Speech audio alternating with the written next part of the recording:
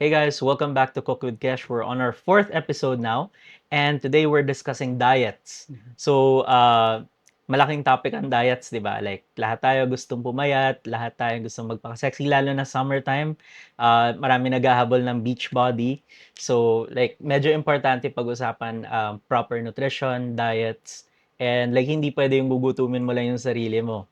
So today we have my nutritionist and coach, si Coach Timothy Ngo of the Architect Philippines. So please talk to us what is the Architect? Hi guys. Okay, just to quickly correct si Kesh, no? I'm not his nutritionist. I'm just his coach. Yes, I'm And we'll sure. discuss that as to Yeah, why yeah, that is yeah, the yeah, case, yeah. no? No, that's actually a good intro. Yeah, yeah. So the Architect PH, we are one of the pioneer online coaching service providers here in the Philippines. We're heavy on nutrition, but we also cater to the workout aspect of fitness routine. It depends on our clients actually. So I work with the R&Ds. We actually have 3 on the team. R&Ds are registered nutritionist dietitians. And sila lang ang pwedeng magbigay ng nutrition plans to our clients, no? All right. So let's talk about diets. Like Right. sobrang uso. Like everyone knows what a diet is, but Yes. what actually is like the definition of a diet na hindi parliament?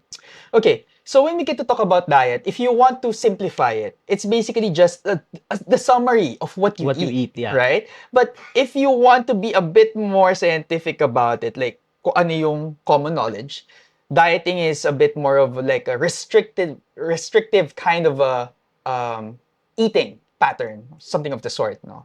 But one of the common misconceptions kasi, especially here in the Philippines, is that when you say diet or nagda-diet yung tao, automatically ang iisipin natin is nagpapapayat sila. But that's not the case. Like even athletes na hindi naman nagpapapayat, na gusto lang Yeah. nilang magkaroon ng mag-enhance ng performance sila, they can also be on a diet. But it doesn't mean na just because you're on a diet, nagpapapayat ka. So we also have clients na on a diet na gusto naman mag-gain ng weight. So that's the common misconception when it comes to quote-unquote diet. Diet. Yeah, excellent. So, meron naman tayo yung mga fad diets, right? That's Yung true. mga keto, mga Yes. IF. So, like, what are these fad diets and like, saan ba sila nanggagaling? Okay, so depending on who you ask, when you get to talk about fad diets, probably iba-iba yung mga sagot nila. But we like to keep it simple. When we get to talk about fad diets, isa lang yung only differentiator namin. Is that diet or will that diet cause a macro or micronutrient deficiency? Because if it does, or it removes a specific macronutrient from the equation, then to us, that's already a fad diet. Right. Can you talk about like what are macro and micronutrients? So when we get to talk about macronutrients, macro from the word itself, these are the major nutrient source na kailangan ng katawan natin. So there's actually 3 of them: carbohydrates, protein, and fat.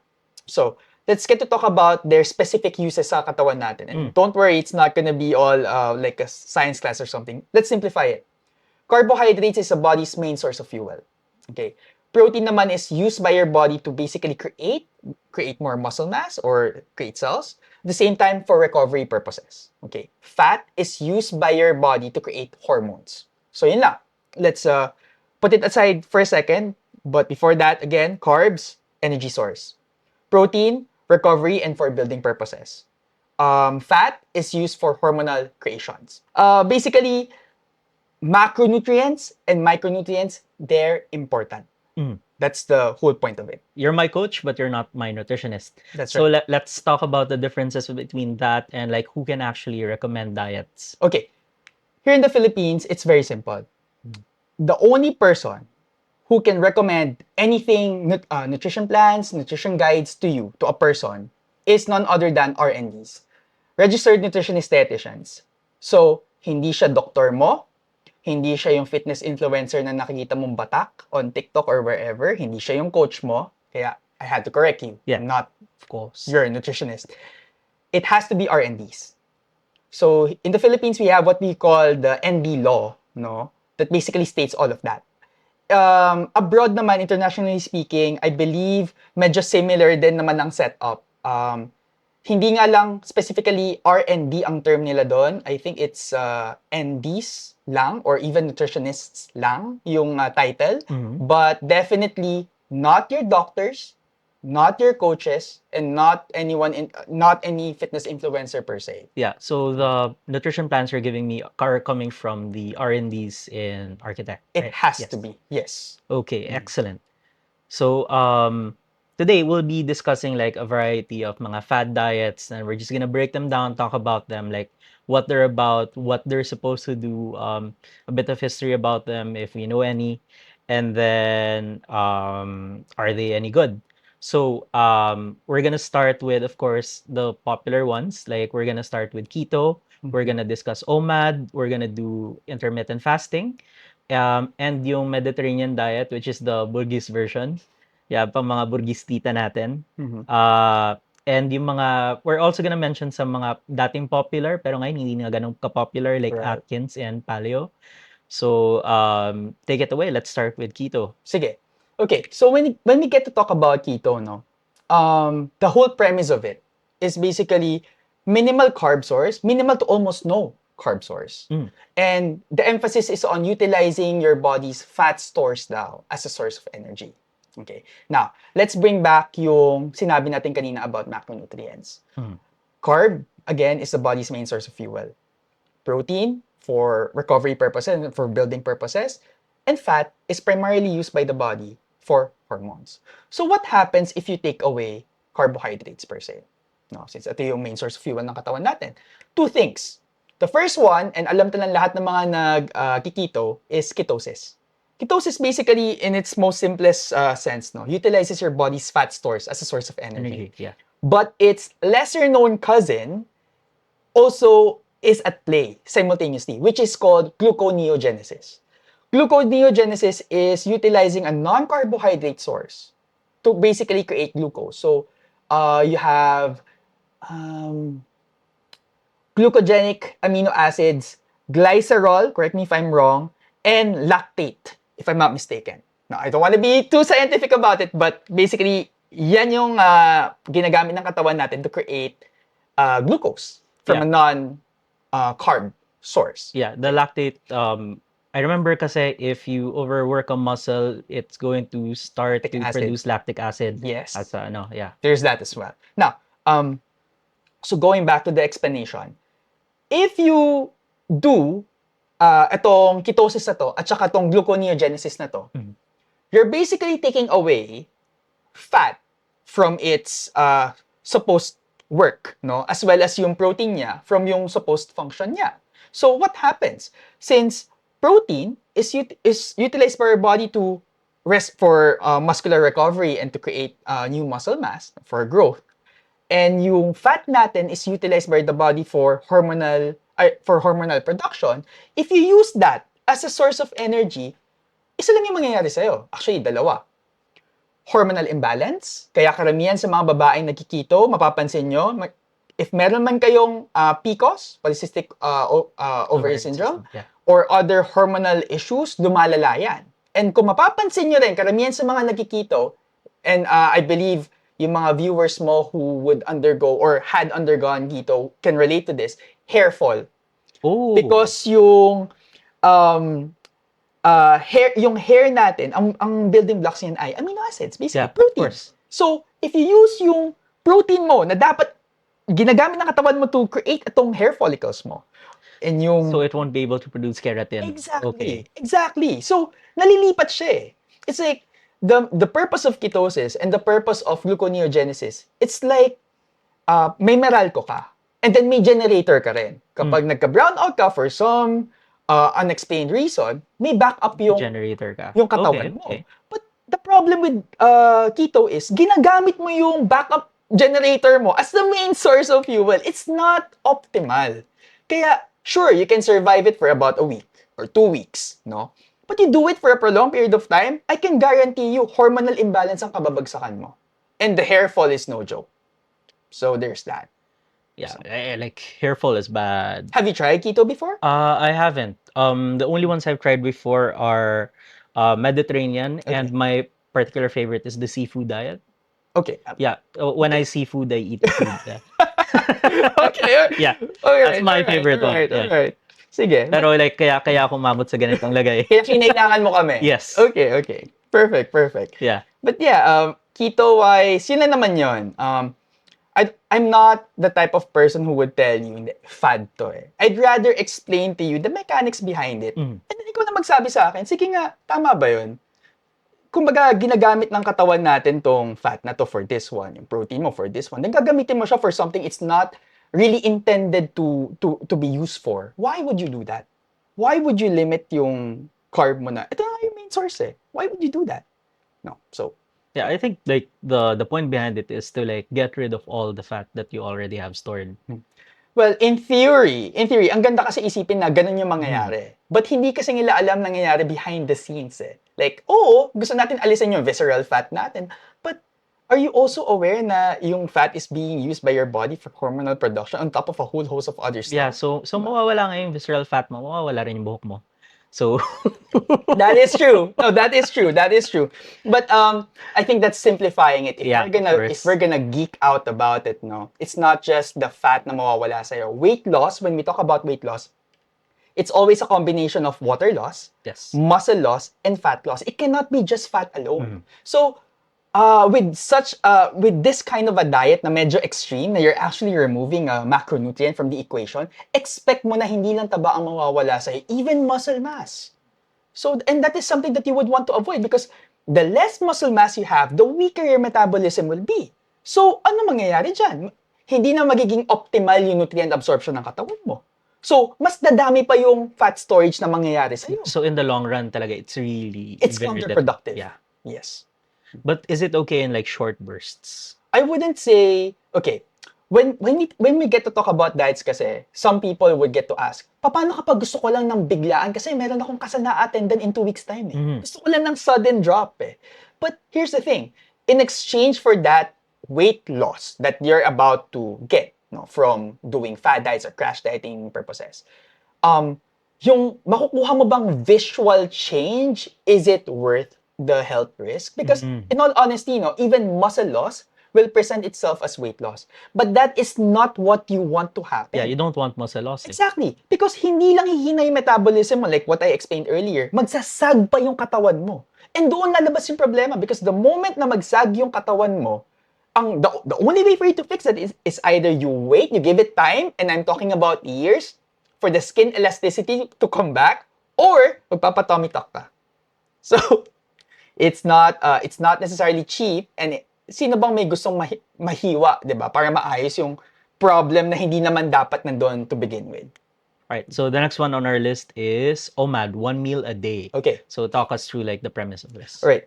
OMAD, from the term itself, no, 1 meal a day.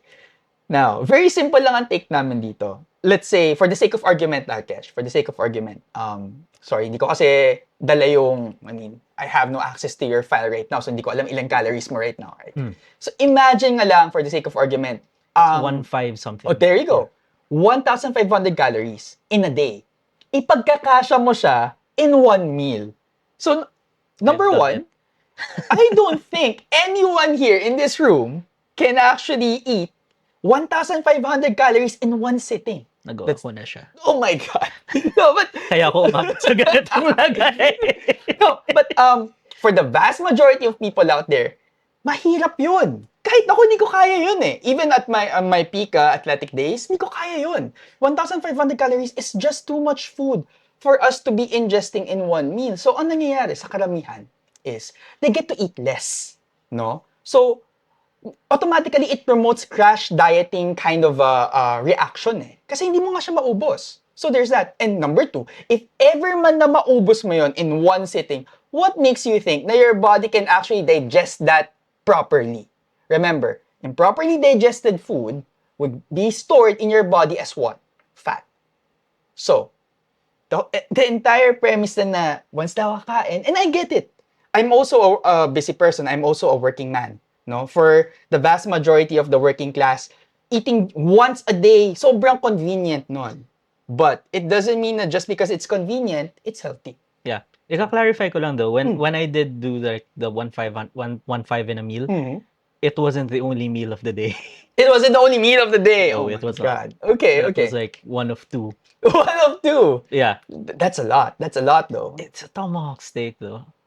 With Tomahawk steak per tomahawk meal? steak with 4 sides. I would assume that the steak in itself is about 1 kilo and probably the 4 sides. The steak was 1 kilo without the bone. I don't think I can finish that. Then I had a cake. And then you have a cake. Yeah. Okay. It Kasama was, yung kasama it yung was my sides. birthday. Okay. Wala Okay. pa siya sa sides. Okay. Wala pa siya sa sides. Puro carbs yung sides ko. I had Okay, like okay. 2 types of potatoes and like rice. I'm and just sauce. glad you're with us na ngayon. So, yun na lang yun. Next year ulit. Right. I only do it once a year. Pero yeah. Pipikit na lang kami. Yeah. Pipikit Yeah. on your birthday. Yeah, Right. let me do it. It Okay. takes me like 3 hours to eat it, but like Mhm, yeah. mhm, mhm. Okay. I was actually curious, like random lang. I've heard people say na it's better to eat slowly than to eat fast. Is that like an actual thing? No naman.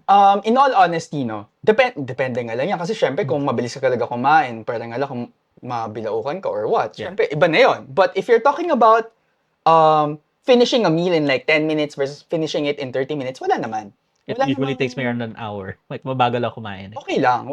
It's fine. The problem here is not really how fast or how slow, but more on the quantity.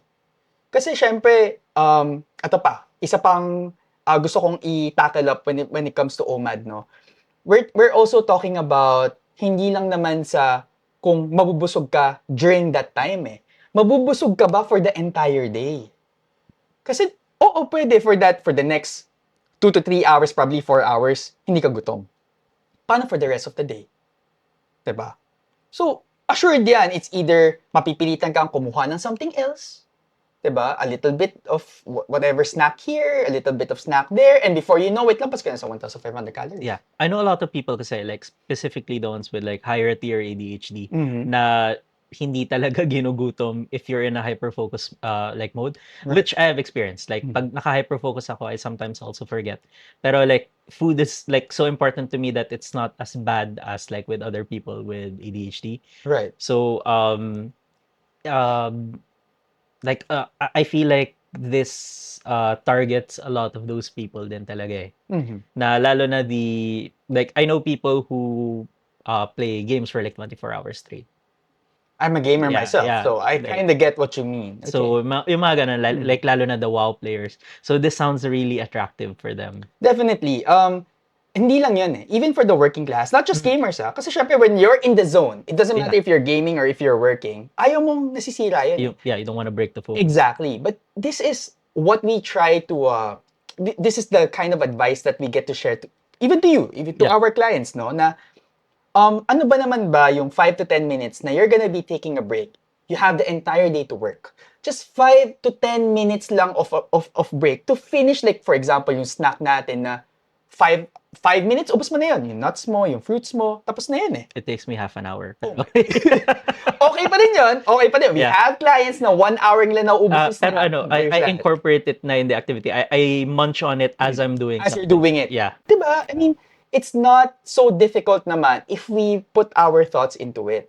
Karamihan kasi ang pinaka-barrier dito is nakasanayan. Mhm. Sanay na ako nag-work ng ganito, ayoko na istorbo ko eh. Not knowing na 5 minutes lang yan. Yung 5 minutes na yan, you can easily use that as like a short break. Just to refresh the mind, just to keep yourself properly nourished, hydrated. Very important din ang hydration, not just in terms of your food mo.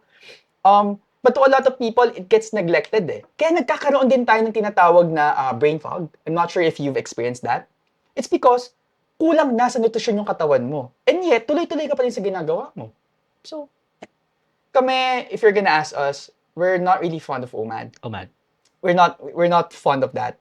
We'd rather na you spread your calories out all throughout the day, from the moment you wake up until the time that you sleep. That way, at least mas sustained yung energy release sa katawan mo. Nowadays nga, I feel like I'm constantly eating something. Like, mm. parang every few hours may kinakain ako. Right. Do you also feel the difference in terms of energy? I'm not sure if you're a coffee drinker. Are you a coffee drinker? I'm not. You're not a coffee Yeah, drinker. yeah. I drink tea once in a while, pero Okay. Kasi we've had experiences ng clients namin na into caffeine, na they use that to wake themselves up. But transitioning into our program, the one that you're doing, 5-6 meals spread out throughout the day, hindi na nila kinakailangan ng kape. Minsan nga lang siguro kapag all-nighter, but for the most part, stable yung energy nila, sustained yung energy nila all throughout, even if may activities pa sila. So, in my humble opinion, no, I'd rather na spread out siya kaysa yung isang bagsakan Yeah. lang. Kasi magugutom ka na eventually eh. Force ka to break through that calorie count na yan. Yeah. Even if magawa mo masiksik yung 1,500 calories what you did. Yeah, don't worry, it was not the only meal of the day. So hindi naman siya nakasiksik. Like, Right. spread out pa rin siya. Right. Malaki lang yung calorie intake for the 3,000 day. calories pala kinakain mo na. But, okay. It depends sa day. Like, Oh my. yeah. Let's not repeat that for now. Hindi mo pa birthday. Yeah. Next year. Next year. Once a year lang naman. Okay. You get the pass. Right. So the next one we're gonna talk about is something similar, IF, intermittent fasting. Okay. Yeah. Okay, the whole premise naman of IF, intermittent fasting, no, is that you get to limit yung eating times mo into a specific interval, no. Funny thing about IF is this has been around since the 1940s, 1950s. I believe we've had a pass through about this topic Yeah. the other day, right? So, it has been around since 1940s to 1950s. Yung studies related to it, peer-reviewed studies, yung results niya still inconclusive. Is IF safe for you? Is IF healthy for you? Inconclusive. So what does that tell us? Decades of research, peer-reviewed research, hindi yung sabi-sabi lang, no?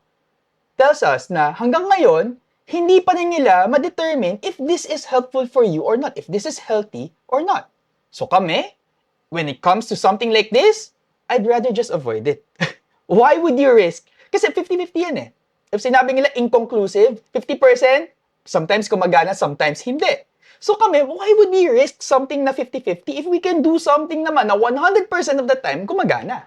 Right? I'm not here to tell you na, oy, this is bad, this is okay, this is not okay for you. I'm just here to tell you, I'm just here to share peer-reviewed studies for how many decades until now ang results ng IF inconclusive. Yeah. Ang ano ko rin, like, you were talking about brain fog. Like, Yes. does it also occur in, like, IF? Kasi I have a friend na nagra-Ramadan, like, Okay. back, like, in college, and, like, sobrang lutang niya every Ramadan. So, like, does it, like, do you also get that specific, like, that kind of, like, zombie state in IF? Okay, Or so nasasanay ba yung body? when it comes to itong mga side effects na to, each of our bodies would respond differently per diet. May it be a fad diet or like, a proper diet per se. Iba-iba yung response natin. So, I'm not entirely sure as to anong klaseng IF yung ginagawa ng friend mo. Kasi, of course, No, marami he wasn't siyang- doing IF. He was doing Ramadan. Sorry, fasting. per Fasting se, for Ramadan. fasting. Yes, Okay. yes. Alright. Kasi when we fast, automatically, by the way, any form of fasting is always stressful for the body. Of course. So the body would release yung tinatawag natin stress hormones, cortisol. So cortisol, aside from it making your body store more fat, can sometimes also make you hungry, no? It can also, ito pag-uusapan natin to sa carb topic, it can also hinder insulin effect sa katawan natin. But basically, since you're not eating anything for a specific period of time, it is highly likely na talagang magkakaroon ka ng brain fog kasi wala kang kinakain eh. In Ramadan, we've had clients in the Middle East. During Ramadan talaga, they're very strict. Even if you're not a Muslim, if you eat during that Ramadan, pwede kang makulong, ma-prosecute, Yeah, ma-fine. depends on the country. Right? Exactly, yes. So, I can definitely tell you, not eating something for a prolonged period of time can cause brain fog.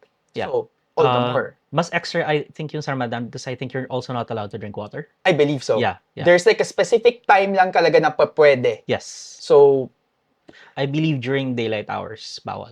not familiar, but... I'll have to refresh. Right, Any Muslim right, viewers, let us know in the comments. Right. So, like, if we're making any mistakes, correct us in the comments. Like, we're happy to learn.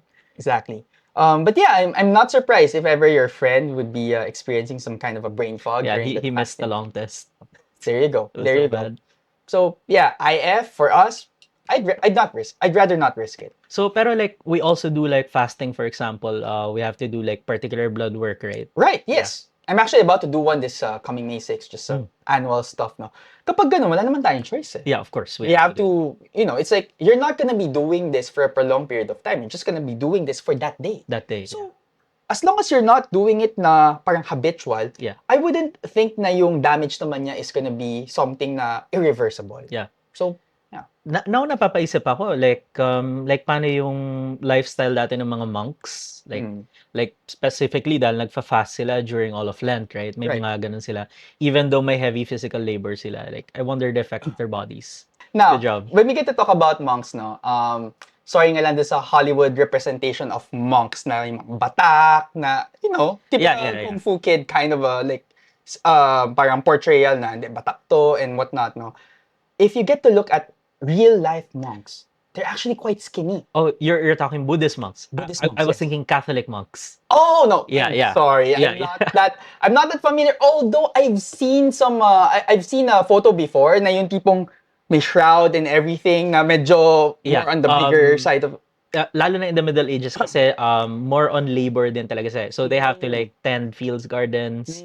So they have to write in a scriptorium. So they also needed to have like a lot of calories a day. Oh, okay. Pero meron din silang mga periods of fasting. Fasting. Yeah.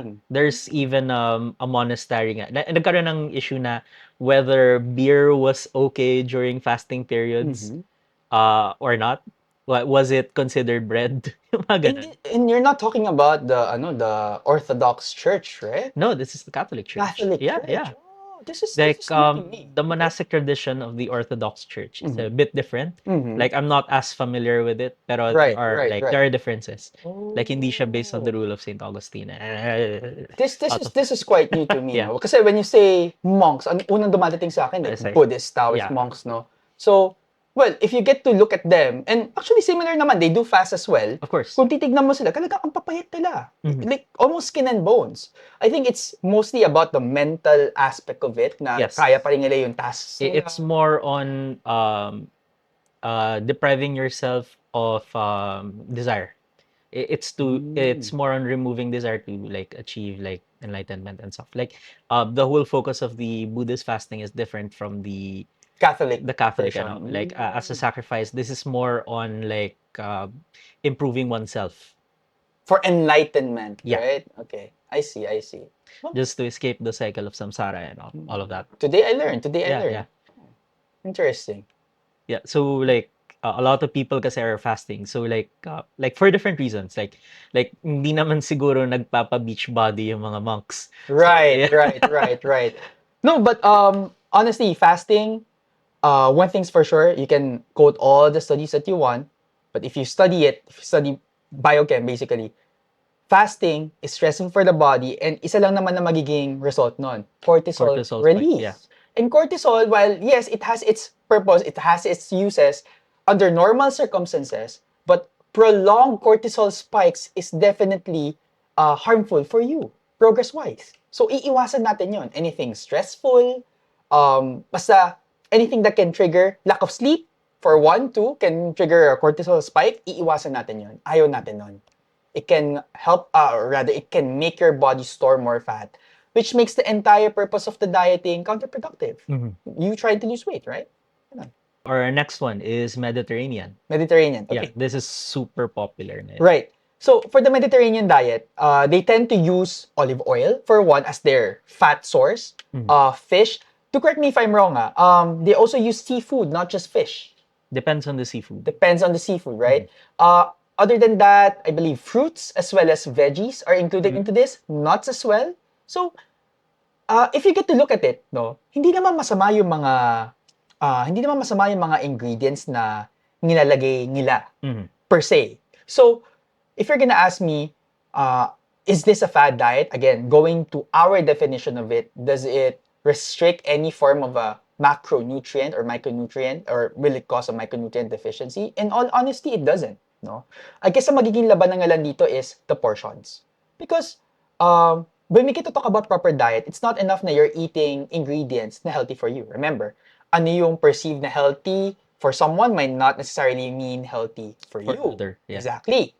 So, we're also talking about the portions. Because even if kumain ka ng black rice na considered by many as a low GI carb source, or ang tinatawag natin na it basically spikes your sugar-less kind of a carb source, even if you get to eat that, pero kakain ka ng isang kaldero nun, oh, trust me, you're still gonna bloat from it, right? So it all comes down to are the portions within the healthy spec of yung kung sino man yung mag-i-implement nun? Because if the answer is yes, then so be it.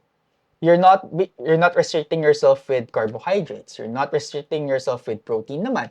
You're not restricting yourself with fat because tumutungga ka nga ng olive oil or at least a tablespoon of it, if I'm not mistaken, right? Ang pinaka magiging concern ko nga lang dito would be micronutrients. For example, karamihan dun sa mga nagtatanggal ng meat in their diet, I'm not saying Mediterranean to kasi meron naman tayong fish I dito. believe may chicken din.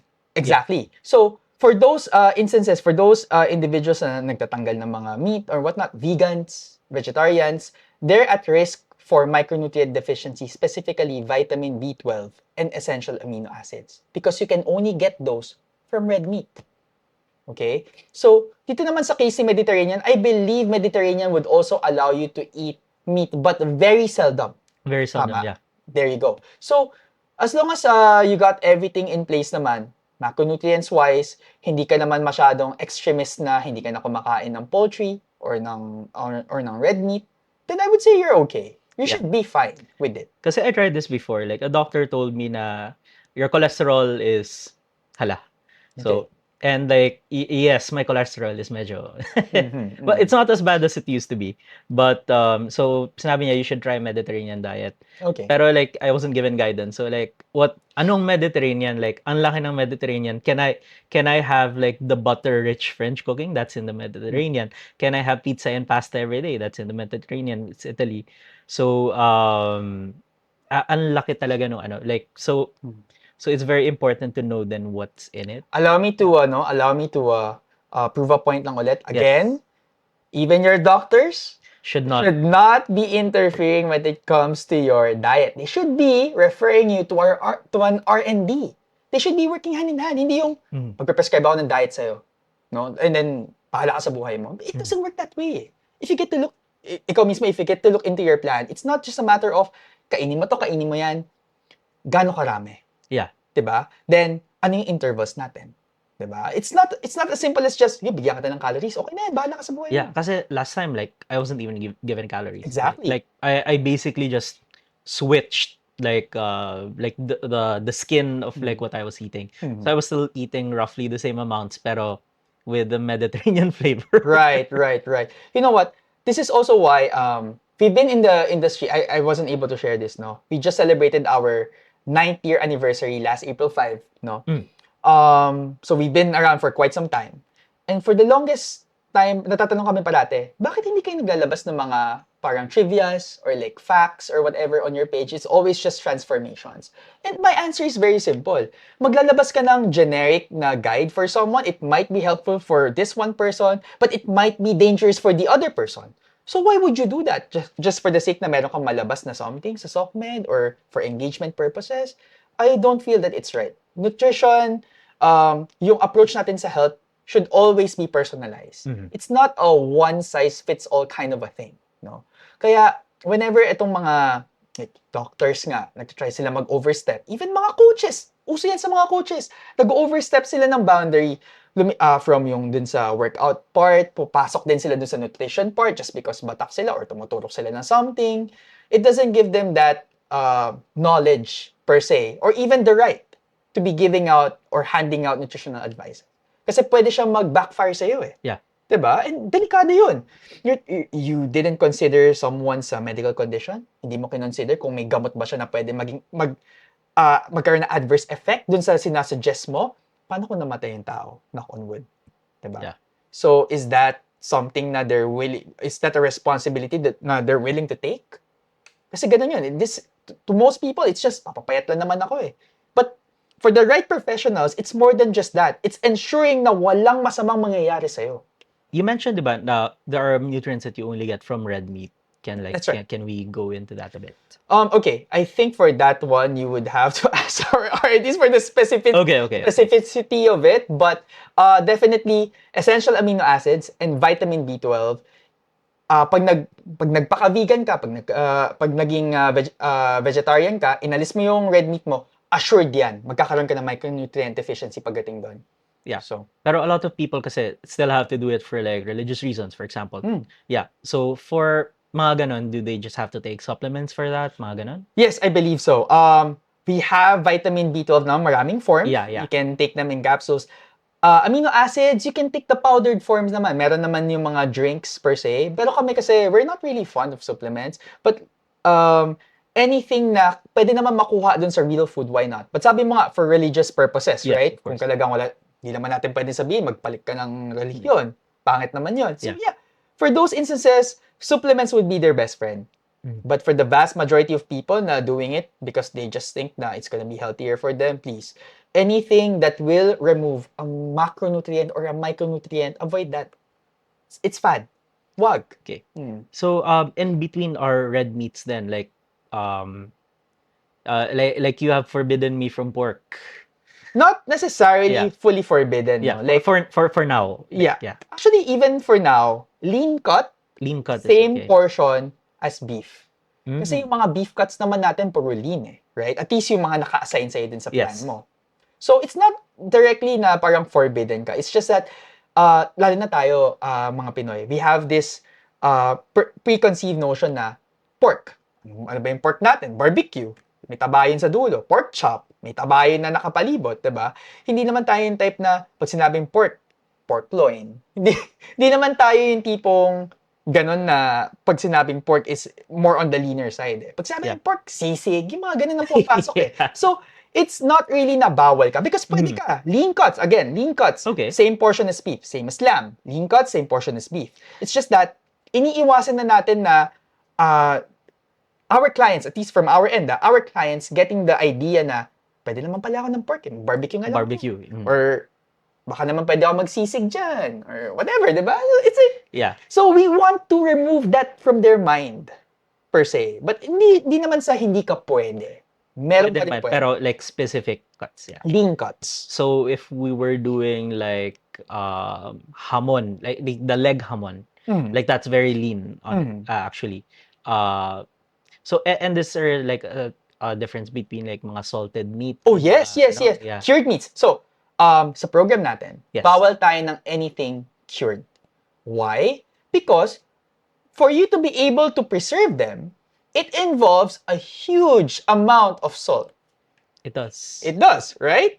And salt, what does salt do to the body? Well, salt is important up to a point. The cabinet behind you is like 50% filled with salt for the curing process. There you go. But basically, salt kasi it causes water retention. Ayaw natin yon. But on top of that, if you exceed yung salt intake mo, what's healthy for you in a day, you can potentially damage yung renal functions mo, kidneys, and whatnot. And that is not something we would want to go into.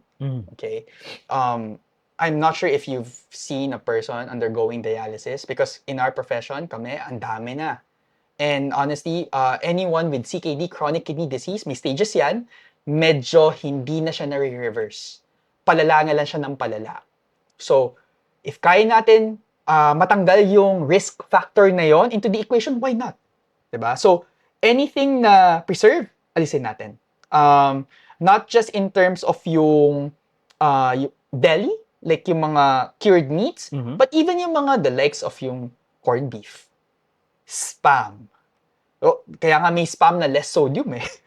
Kaya nga naglabas sila ng spam na less sodium because alam nila sobrang salty talaga nun. So, let's try to avoid that na lang. Remove that from the equation. Pwede naman tayo mag-enjoy ng other food na hindi pumupunta dun sa ganyang risk spectrum, ika nga. Pero mga other preservation methods like pickling and smoking, okay lang naman yun. Pwede tayo ng, when you say pickled veggies, like for example, kimchi, pwede tayo nun. Yung mga atsara, pwede tayo nun. Palm size nga lang. Portion control tayo dun kasi add-on lang sila. In terms of smoking, wala namang issue dun.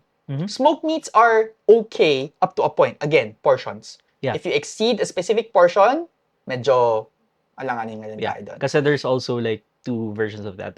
There's the direct smoked, Right. direct smoked yung mga barbecue style, and there's also the smoked for preservation that's also cured. So, meron ka ng, may salt ka na doon, Right, nitrates right, ka na right. doon. So, that's also bawal kasi it's also Ideally, curing. wag. Yeah. Anything that involves salt to be used as yung part of the curing process, try to avoid that one. We want that kasi to remove the moisture, kaya lang yun nga. Medyo, ang iba kasi yung magiging effect nun if you consume it eh. And I think you can also, ikaw yung smoke master, you have your own Yes. barbecue, you have your own barbecue business, right? And you can confirm this. Are smoked meats saltier, naturally speaking, than the, regular meats when you get to cook them? Paano saltier? Like, there's like this, iba kasi yung smoky kind of aroma and yung taste versus yung mas salty siya than the usual meat. I'm not saying like maalat, but like, Okay. So, here's the thing. Salt is the driver of all flavor. right. So, even if sobrang tama ganda ng timpla mo or ano, if kulang sa asin, matabang. Like any food. Like you need a bit of salt for it. It also counters bitterness sometimes. So if masyadong mapait yung coffee mo, you Right. can add a bit of salt. In your coffee? Yes. That's the Oh. thing they did during the war then. Kasi like masyadong mapait yung coffee nila, so they put a bit of salt. Not sugar, salt. Yeah. Okay. Hindi pa sila masyadong nag-sugar kasi nun eh. And like sugar is a luxury product. Right. But everyone has salt. So you put a bit of salt pag masyadong maano. Natabang. If you do you know James Hoffman, the coffee guru on YouTube? No. Yeah, we call him Educate we me. call him Saint James, the patron saint of coffee. Okay. But like he's also done tests with adding salinity to coffee to remove bitterness. So like it actually does work. Would you say it's better than sugar? If you're adding sugar, you don't need it. But a lot of people say like their coffee black.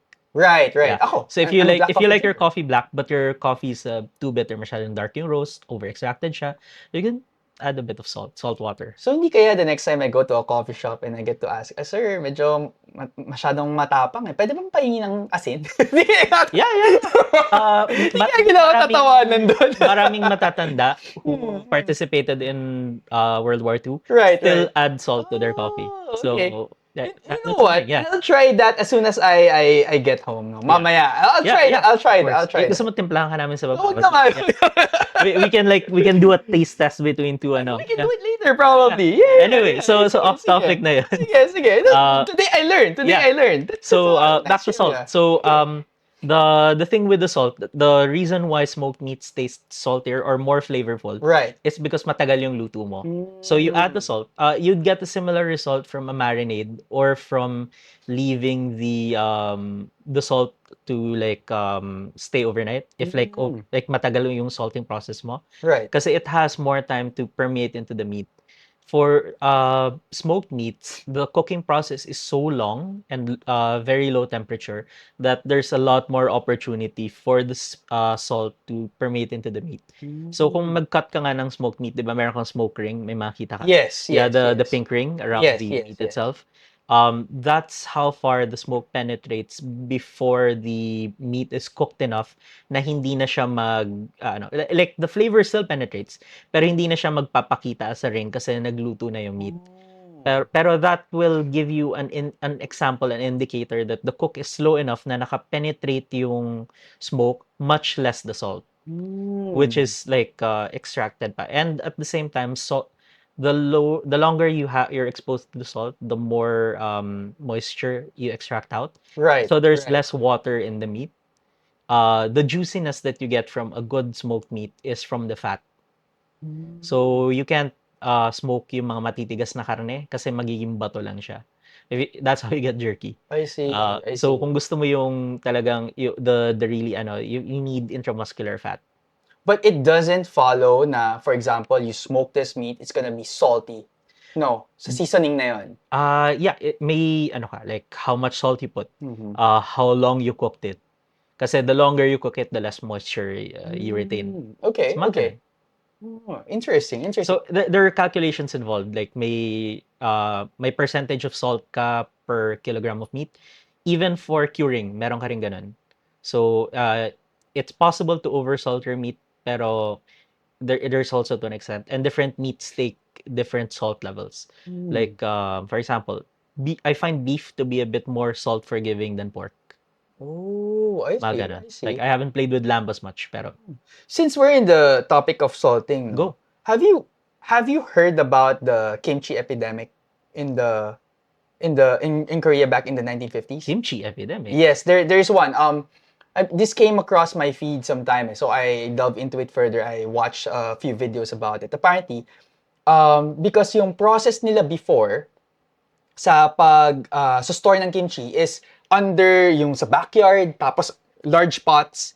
They're required to put in tremendous amounts of salt, Yes. no? So alam nila to, but then come the early 1990s to early 2000s, parang nagkakaroon ng kidney damage yung like a specific percentage of their population. And they couldn't figure out ano nangyayari. Saan ang gagaling to? Until nalink nila na teka lang, ano ba ang common denominator sa mga to? Kimchi.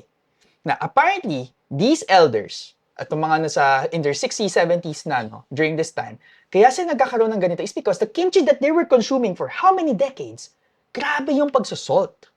So, na-trace nila yun back dun sa tawag nilang kimchi epidemic. Yeah. But right now, of course, the kimchi that we get to consume, I don't know if you consume that. Ako, I love kimchi.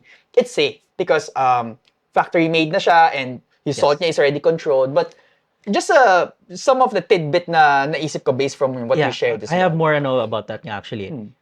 South Koreans have the largest salt intake in the world because of the per person. Yeah. not just the kimchi issue. I'm not sure. Like, I don't know where it's coming from. That's the first time I've heard of it. Pero like, that's the thing.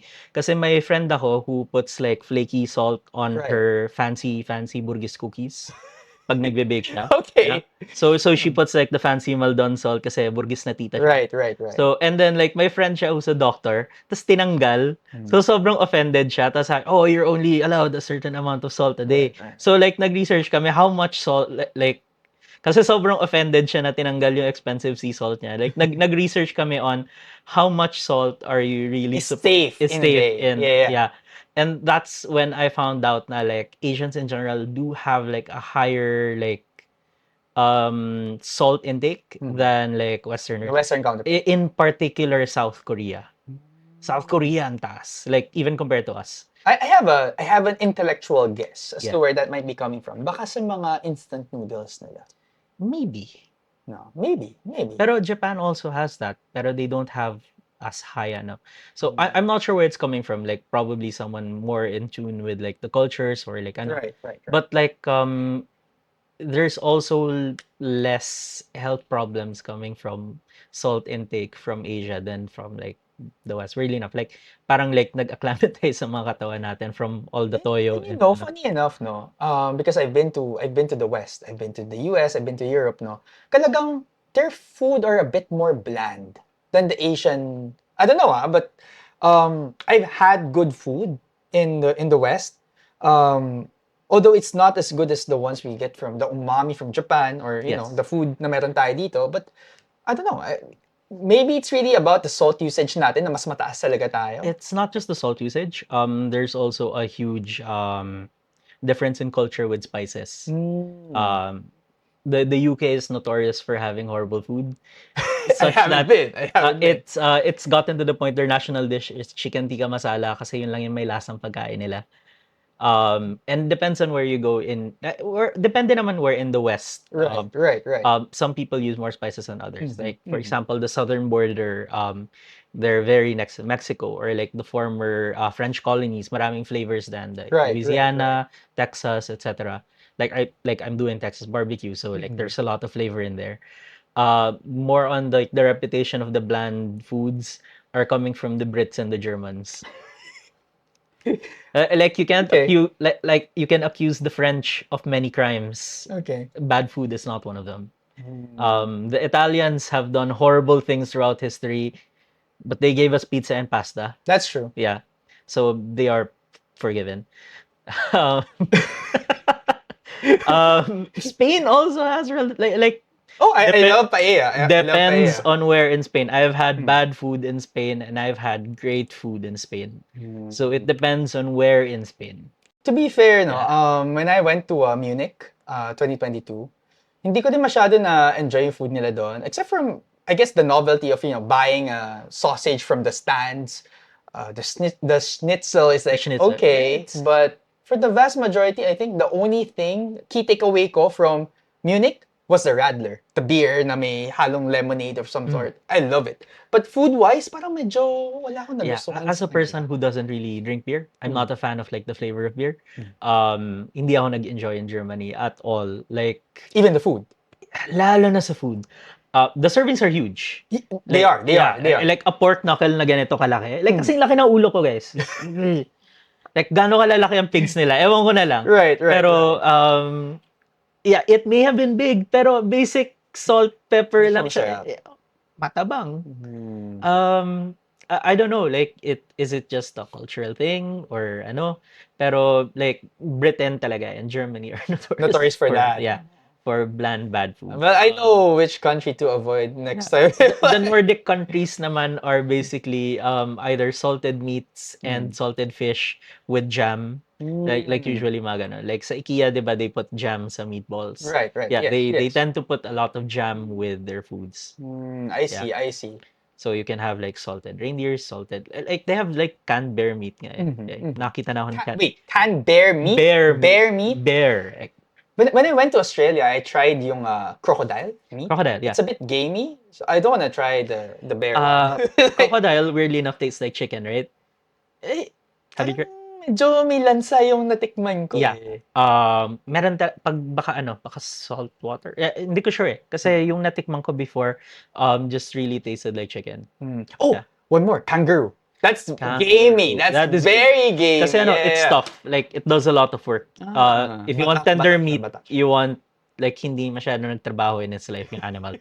So, you want the laziest, like, if, for example, kinain mo ko, like, the best meat you will taste in your life. Okay, noted on that. Okay, Like the less work the animal does in its life, the more tender the meat will be. So, kuwari, yung mga veal, like, it's more tender than regular beef. Kasi Mga ganun. medyo young pa sila. That's why we eat lamb and not like regular mutton for like chops kasi medyo tougher na siya. I see. Interesting. Another today I learned. Yeah. Just random ano. Okay. So, there's something that we wanted to like talk about bago tayo na completely derail. Sorry. Yeah, please. No, please. it's fine. Go ahead. This is the show where we just randomly nerd. So, why is it important not to copy another person's diet? Kunwari, girlfriend mo may binigyan ng diet. Right. Mo ba yun? Okay. Very good question. And let's use you as an example. You mentioned na your calories is around 1,500 dapat in a day, right? More or less. 155? Yeah. May ano yan, buffer yan, plus minus 10 to 20%. No. You are, what's your height? 165 cm? 165 cm. Imagine someone na nandoon sa mga 6-footer, around 180 something or 190 something cm na yata yung mga yon, weighing around 220 pounds. 220 pounds might be big for me, for you and I, but for them, that's like medyo healthy weight range. If they get to eat your diet, 1,500, it doesn't matter if it's healthy for you. To them, crash dieting yan. They're gonna be losing muscle mass in the process. Actually, back in 2018 or 2019, may nahuli kami. We have a client who's also a good friend of mine. Pinigyan namin siya ng diet. She's a 5'1" na petite girl, no? Weighing around 125 pounds. Yung plan na binigay namin sa kanya, meron siyang isang friend. Napakita lang niya. Yung friend ngayon is coach, fitness coach. Napakita lang niya kasi nag-uusap sila about the workout and whatnot. Nahuli namin. May isa kami naging client eventually, 200-something pound girl. 5'6", 5'7" naman siya if I remember it right. Ask her, ano yung ginagawa mong diet? Paano ka nag-lose ng 10, 20 pounds in 2-3 months time? I believe that was like 6 months ago bago siya nag-inquire sa amin. And she sent me the exact diet na prescribe namin for that friend of mine. Kaya nahuli namin. What are the chances na mangyari yon? So sinabihan ko siya, kaya ka talaga magkakaroon ng hormonal imbalance. Because you are crash dieting, this is way too low for you. You should not be eating this amount of food. You should be eating way more. It's not just the amounts, diba? It's like what's in the diet itself. What's inside? Yeah. Because you also need to consider their medical history, the meds that they're taking, aside from yung allergens nila. Very important yan. alam na mag-prescribe ka ng diet na allergic pala yung client, edi may nangyari sa kanya doon, yari siya. GG. Exactly. So it's very important na, sabi ko nga kanina nutrition per se, fitness in general, no? Should not be a one-size-fits-all kind of a thing. It should not be generalized. It's something that should be tailored specifically for you. Ang problem lang talaga dito sa atin sa Pilipinas, uy, may ganitong diet ginagawa sa ganyan. Effective naman sa kanya, kopyahin ko nga. Ano bang ginagawa mo, Mars? Pwedeng patingin naman yan. O, paturo naman Yeah. ako. Sila naman, syempre, proud na proud sila. Nag-transform sila. Hindi, ganito lang kasi yan. Nawawala yung sense of, nawawala yung responsibility towards the other person na parang, uy, kapag ginawa mo to, baka pwedeng makasama to sa'yo. Kaya we also have clients na proud sila, happy sila to share their plans sa SOCMED and everything. And we always remind them, yung plan sa binayaran yun, that's yours. But it is your responsibility to ensure na people don't just get to copy this. Not because na gusto namin kumita. Kasi hindi naman porket na hindi mo share yan, mag-sign up sila sa amin. Hindi naman ganun But you have that responsibility na paano kung makasama sa kanya. Yeah, just do no harm. Exactly. Exactly. Masaya ka dyan, nakakatulong yan sa'yo, okay na yun. If you wanna help someone else, refer them to the right professionals or tell them to be more responsible in terms of yung sarili nilang health. Yeah. But not to the point na hindi ka naman expert May sinundan ka lang rin na para sa'yo. Huwag mo na silang, marami kasi dito sa atin Nag-transform sila, automatic sila na yung nagtuturo. Hindi, magaling ako, alam ko na to. Ito lang gawin mo, yan lang gawin mo. Usa yan. Yeah. In our industry. And it has been a problem for quite some time. Not as much of a problem now, like yung mga iba pang stuff na we'd rather not discuss here kasi it's another entire episode yan. But yeah, basics of why you should not be sharing or you should not be copying someone else's plan. Yeah, excellent. So, So we're just gonna tie up the episode here. Sure. We're gonna start making a dish naman next. We're gonna be making Marry Me Chicken.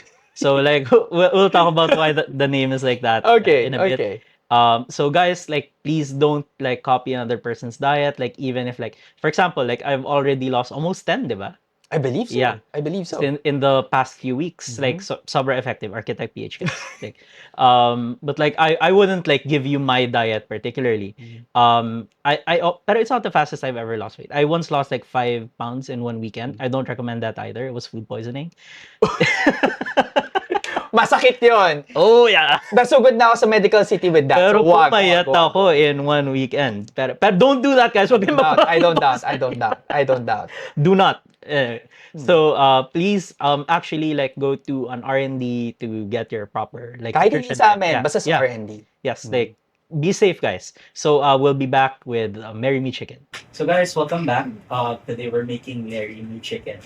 So it's called kasi apparently sobrang sarap niya na pag sinerve mo, like papakasalan ka na. So I can confirm na hindi siya gumagana pero masarap pa rin siya at masayang lutuin. So isa siya sa mga one-pot recipes na na madaling gawin since yun nga, one pot lang siya, dito natin lulutuin lahat. So ang ingredients natin today is meron tayong 4 na chicken breast. We pre-seasoned it na, salt and pepper lang on both sides, hindi naman komplikado. We're using heavy cream. We're using some chili flakes to taste. Pwede mong tanggalin, optional naman siya. Then we have some butter. We have some oregano. Better kung oregano herb, naka-hype, pero powder lang yung meron sa bahay. So okay na yan. We have some fresh basil. And we have some dried thyme. Si thyme at si oregano, okay lang if gagamitin mo is dried. Pero si basil, as much as possible, fresh. Meron na yung garlic. Like, hindi mawawala si garlic sa pagluluto. We have some Parmigiano Reggiano. So, with the cream and the Parmesan, technically bawal na yan today. Pero, pinayagan ako today. Right. And His infinite mercy has given me permission to... So, start tayo.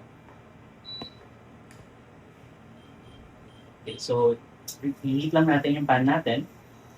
So, since medyo 4 na chicken breast yung po natin, mas malaki pa. So, yan na. So, start na siya mag-heat. So, ang gagawin natin is get higher smoke point oil. Yeah. So, we want to mix that in again.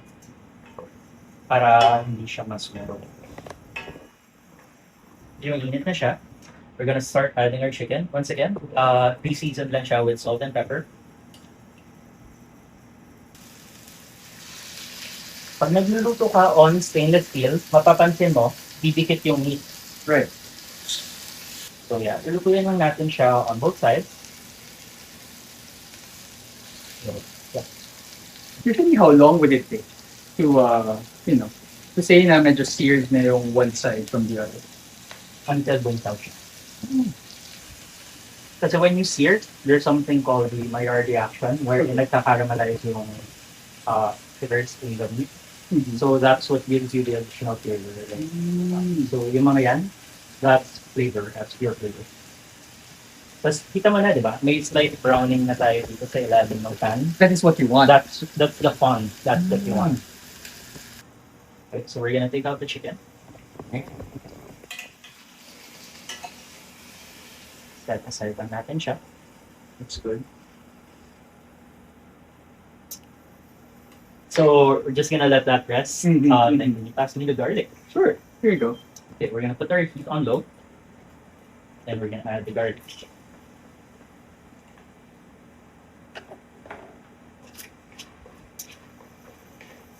I-add na natin ang ating oregano.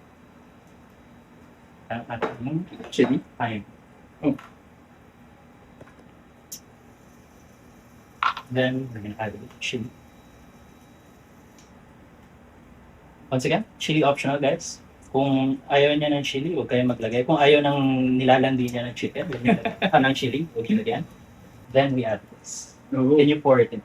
sure. Just So yeah, okay. Pour in the chicken stock or all of it. all of it. Yeah. There you go. So benefit nito. Now there's water, right? So now we're gonna use that. These are deep. We're gonna use that to deglaze the pan. So we're cleaning the bottom of the pan. Ah, so that's the deglazing Deglazing, part. Okay. Normally you can do this with alcohol. So versions ng recipe na to use white wine. Mm. But for our use case, just the broth in Yes. water. So yeah, if you look closely, wala nang natira nung fond. Nasa ilalim, no? So malinis na yung pan Amazing. mo. So pag ganyan na lang, wala nang shadow. Diba kanina ang dami nating liquid? Yeah. We set our heat to low naman. Then we're gonna start adding our cream. Ooh. Pero kailangan low heat, otherwise mababasag yung cream.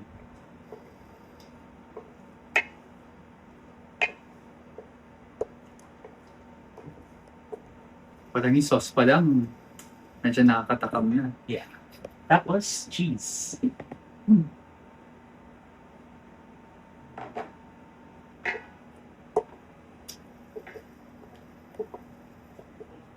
And normally ganito, pag patapos na yung sauce mo, there is a technique that we call mounting. Mountain. So, what you do is you bring your heat down to the very lowest, kahit nakapatay nga minsan. Then, you add butter. So, what you want to do is you want to incorporate all the butter in so it becomes silky yung sauce mo. Pero ayaw mong, you don't want to heat it up enough na mawala yung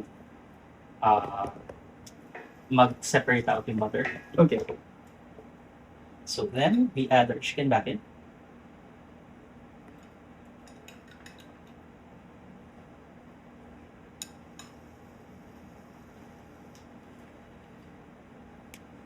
Along with our chicken juices. Oh, pati yung juice.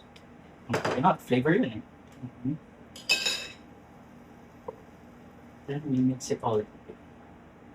Again, we're at the very lowest heat possible. We don't want to overcook our chicken breast kasi maarte ang chicken breast, madaling sunog. And then, 2 schools of thought. May mga hinahalo na nila yung basil into the sauce. Or you can just add it on top. Sabay mo na lang kainin.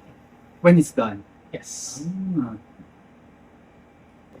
So yeah, and that's it. That's our Marry Me chicken. Super simple, super easy. So here guys, it's Marry Me chicken. We're gonna try it. Let's go with dairy.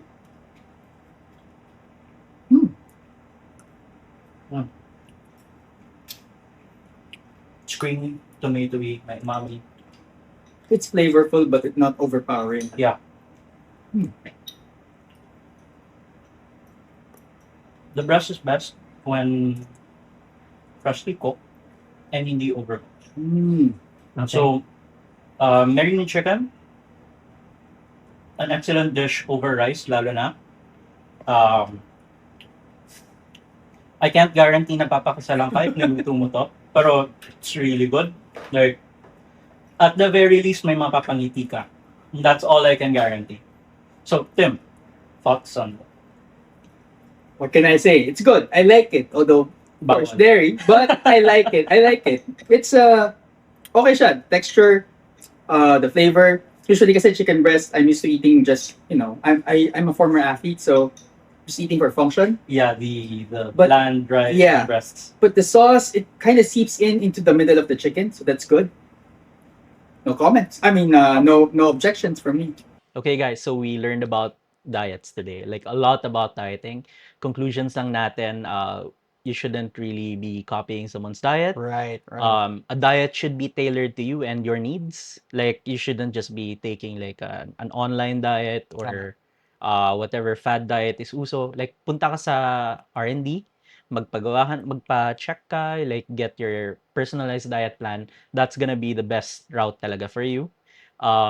We've also talked about some ways to be a bit healthier. Yes. And then we had a really nice Marry Me chicken, uh, which is like cool. Sadly nga hindi gumagana yung like it's not actually guaranteed to make someone marry you, but it's actually a very tasty dish. So we'd like to thank like Coach Tim for Thank you so coming much. with us today. Thank you for having me. Thanks for having me, And guys. he'll be with us again for the next episode, which is gonna be on carbs. Yeah. So we just like to thank everyone for watching, and we'll see you next time on Cook with Kesh. Thank you. A Studios. Stories curated for you. Like, share, and subscribe.